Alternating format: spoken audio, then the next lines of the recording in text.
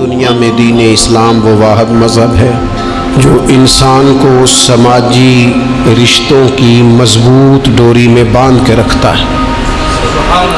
کہتا ہے مل جل کے رہو، ایک دوسرے کے لیے دل میں محبت رکھو،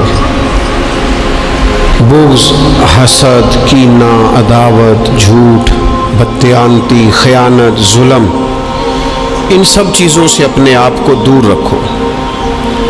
اسلام سب سے زیادہ مل جل کر رہنے پر زور دیتا ہے، بلکہ نبی اکرم صلی اللہ تعالی علیہ وسلم نے ارشاد فرمایا وہ مومن جو لوگوں کے ساتھ مل کے زندگی بسر کرے اور لوگوں کی طرف سے آنے والی تکالیف پر صبر کرے، وہ مومن اس مومن سے افضل ہے جو زندگی تنہا گزارتا ہے۔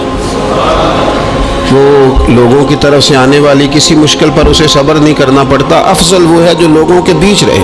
اور اگر لوگوں کی طرف سے کوئی مصیبت آتی ہے، کوئی مشکل آتی ہے، کوئی تکلیف آتی ہے، کوئی اذیت آتی ہے، اس پر صبر کرے، یہ افضل ہے اس بندے سے جو تنہا رہتا ہے۔ اسلام نے رہبانیت سے منع کیا، مل جل کے رہنے کا کہا۔ کوئی انسان سامنے ہوتا ہے تو کوئی اسے بات بھی کر ہی لیتا ہے۔ یہ تو بزدلی ہے نا کہ انسان اس لیے کونے میں چلا جائے کہ کوئی آدمی مجھے تکلیف نہ دے۔ جب انسان سفر طے کرتا ہے، منزل کی طرف جاتا ہے تو سارے راستے اسے پکے نہیں ملتے، کچھ راستے کچے بھی ہوتے ہیں، دشوار گزار بھی ہوتے ہیں، لیکن اگر وہ جد و جہد والا ہے، کسی منزل تک پہنچنے والا ہے تو پھر اسے راستے کی پرواہ نہیں کرنی چاہیے، اسے منزل کا شوق پیدا کرنا چاہیے۔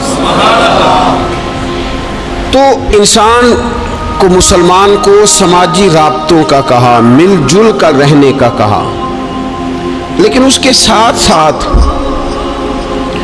اسے صالح ماحول بنانے کا بھی حکم دیا کہ مل جل کے رہنا ضرور ہے، پر رہنا سچوں کے ساتھ ہے۔ مل جل کے رہنے میں ہی فائدہ ہے، لیکن ہر ایک سے مل جل کے تھوڑی رہنا ہے۔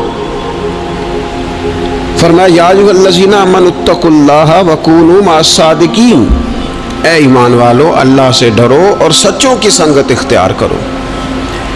ایسے لوگوں کے پاس بیٹھو جن کے مزاج میں صداقت ہو، جن کی طبیعتوں میں ستھرائی ہو، جن کا لب و لہجہ شستہ ہو، جن کے الفاظ دھلے ہوئے ہوں، جن کا آئینہ کردار صاف ہو۔ سچے لوگوں کی، یہ جو انسان کا ماحول ہوتا ہے نا، یہ اس پر بہت اثر کرتا ہے۔ خارجی ماحول بڑا اثر کرتا ہے۔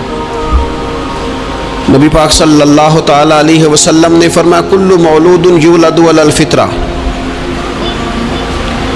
جو انسان بھی پیدا ہوتا ہے وہ فطرت پر پیدا ہوتا ہے، مسلمان پیدا ہوتا ہے۔ نبی کریم نے فرمایا اگر اس کے والدین یہودی ہوں تو اسے یہودی بنا دیتے ہیں، عیسائی ہوں تو عیسائی بنا دیتے ہیں، مسلمان ہوں تو بچہ پیدا، یہ صحیح حدیث میں موجود ہے۔ اور ان لفظوں کے ساتھ موجود ہے کہ والدین اگر یہودی ہوں تو یہودی بنا دیتے ہیں، عیسائی ہوں تو۔ چلیں دو باتیں میں تشریح کے طور پہ عرض کر لوں۔ حضور نے فرمایا بچہ مسلمان پیدا ہوتا ہے، ماں باپ یہودی ہوں تو یہودی بنا دیتے ہیں، عیسائی ہوں تو۔ اب مجھے کیا لینے دو، اگر ماں باپ نمازی ہوں تو نمازی بنا دیتے ہیں، ماں باپ قرآن مجید پڑھنے والے ہوں تو قرآن مجید پڑھنے والا بنا دیتے ہیں، ماں باپ سچ بولنے والا ہوں تو بچوں کو سچ بولنے والا بنا دیتے ہیں، ماں باپ اگر رزق حلال کی تلقین کرنے والے ہوں تو امید ہے بچے بھی رزق حلال کمائیں گے۔ یہ حضور نے فرمایا ہے کہ بچہ مسلمان، انسان نہ فطرتاً نیک ہوتا ہے، یہ بات آپ نے سمجھنی ہے۔ فی نفس ہی انسان مسلمان ہوتا ہے، فطرت پر پیدا ہوتا ہے۔ جھوٹ بولنے والا جو بندہ ہے نا، جو جھوٹ بولتا ہے وہ بھی جھوٹ سے نفرت کرتا ہے۔ آپ جھوٹے کو جھوٹا کہیں وہ ناراض ہو جائے گا۔ انسان فطرتاً، کوئی نہیں سمجھ آئی آپ کو میں نے کیا کہا ہے، انسان فطرتاً فی نفس ہی نیک ہوتا ہے، مسلمان فی نفس ہی پرہیزگار ہوتا ہے، اس کے مزاج میں اللہ نے نیکی۔ اگر کسی وجہ سے وہ غلطی میں الجھ گیا ہے، اس کا رزق ناپاک ہو گیا، لیکن اگر آپ اسے کہیں گے نا تو حرام کھاتا ہے تو ناراض ہو جائے گا۔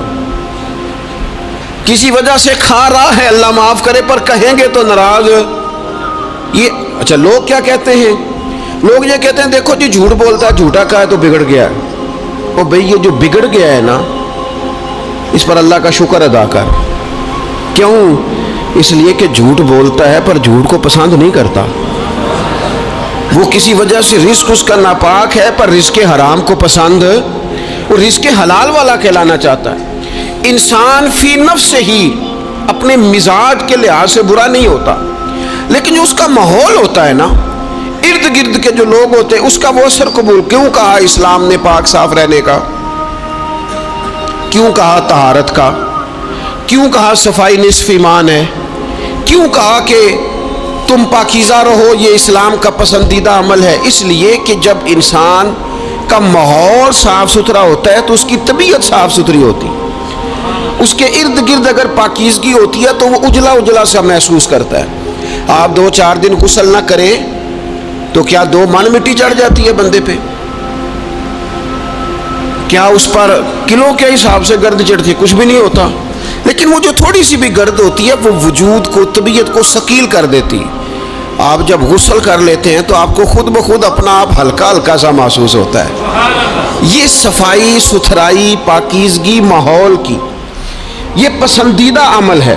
نبی اکرم صلی اللہ تعالی علیہ وآلہ وسلم نے اس ماحول کی خوبصورتی کو پسند کیا، اور حضور نے فرمایا ایسے لوگوں کے پاس بیٹھا کرو جن کے لہجے پاکیزہ ہوں، جن کا انداز اچھا ہو، اور مثال دی نبی پاک علیہ السلام۔ حضور فرمانے لگے اچھے دوست کی مثال اس طرح ہے جس طرح عطر فروش کی مثال ہوتی ہے۔ اگر کوئی اس سے سامان نہ بھی خریدے، سودا نہ بھی خریدے تو خوشبو تو آتی ہے نا۔ اور نبی پاک علیہ الصلوۃ والسلام فرمانے لگے برے دوست کی مثال دھونی دینے والے کی طرح سے، جس طرح اس کے پاس کوئی شخص بیٹھے تو اور کچھ بھی نہ ہو تو دھواں تو آئے گا کہ نہیں آئے گا، اسے کچھ نہ کچھ اس کے کپڑوں تک گرد پہنچے گی۔ اپنے ماحول کو ٹھیک رکھنا، اپنے ارد گرد صالحیت پیدا کرنا، اور اپنے دائیں بائیں نفاست پسندی کو لانا، یہ انسان کی بڑی ذمہ داریوں میں سے ذمہ داری ہے۔